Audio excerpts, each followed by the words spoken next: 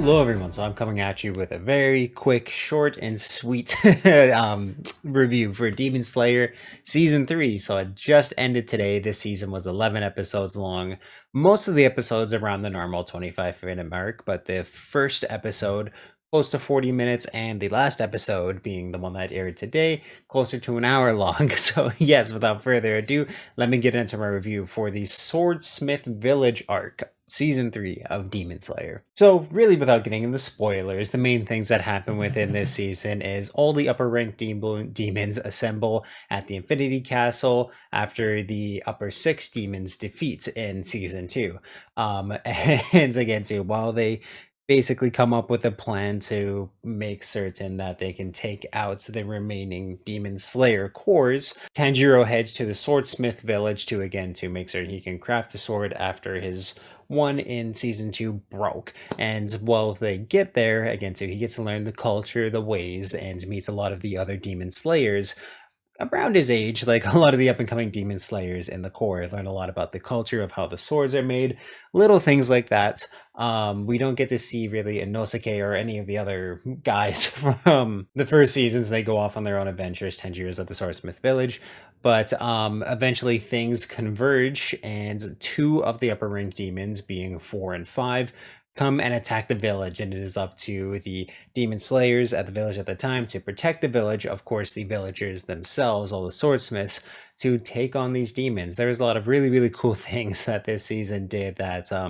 again, to really just pave the way for Tanjiro to become a really great character, learn more about, again, to what it really takes to be one of the best demon slayers, and again to just find a lot of strength within himself and inspire a lot of the other core to realize the same things within them. So you get to meet a lot of really awesome characters within this that I did really like. They're awesome. A lot of them again to have their own quirks. They're really funny, their own strengths. I really got to love all the characters by the end of the season. We get to see Nezuko grow in a lot of ways. We get to get, of course, too, Tanjiro grow in so many ways. And again, to these two longer episodes, I did really like the pacing of them, and I found that my favorite episodes was definitely episode 1 and episode 11, especially. Episode 11 was amazing. There was a lot of moments that feel like tearjerkers, a lot of moments that really make you feel tense, and a lot of them are just absolutely epic. Really, the only downsides that I can say about this is that sometimes the pacing felt like this arc was dragged on a little bit too long in terms of some of the fights.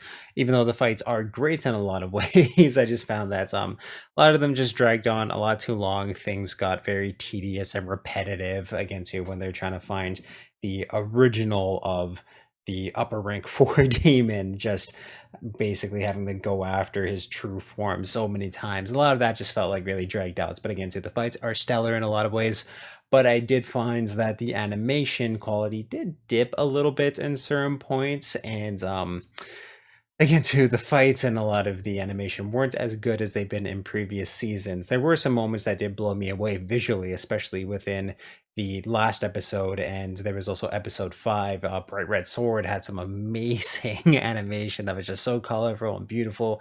It is still absolutely great, but again, too, I just felt that this dragged on a little bit and wasn't quite to the level of animation, fights, or storytelling as the last couple seasons have been, even though, again, too, the final fight in Season 2 is going to be something extremely hard to top come in the future. But yes, I did find that they wrapped everything up extremely well. It sets a lot of things in motion for Muzan's plan moving forwards. Set a lot of things in motion for, again, to where our characters are going to end up and who they're going to end up fighting very soon. Things seem like they're going to get ugly and very bad here pretty soon, which sucks, because again, too, I love these characters that they're able to bring in. Love being able to see the history and, again, too, the culture of the Swordsmith Village. It was something awesome, and still a really strong season. I just don't find it was as strong as the other arcs that they've done so far. So again, too, short, sweet, simple. I feel with everything taken together, I'm still gonna have to give Season 3 of Demon Slayer an 8.5 out of 10. It's absolutely awesome. Again, too, it's great fights, great characters. Even though Demon Slayer is very simple, I hold it very close to my heart, and I think it's awesome. It's easily one of my favorite animes that's ongoing right now. Just, again, too, a lot of things, a lot of characters that I love about it, and I do still highly have to recommend it to people. And yes, just very awesome season full of moments that still made me very giddy, very happy. I just there's still lots to love within this season. So if you've seen season 3 of Demon Slayer, please let me know what you thought about it in the comments down below. And of course, if you like this review, definitely give it a thumbs up and check out everything I do here on my channel. I'll link some playlists up top here for convenience sake. Thank you for subscribing and turning that little ringer on so you know when I upload new videos. And if you want to check out the description of this video or my channel bio, there's a link to the Media Mountain, which is my Discord, where we talk about movies, video games, comic books, TV, pretty much everything that's awesome in the world. So you can definitely join that amazing community. I'll make it even more amazing than it is already. And yeah, just awesome, guys.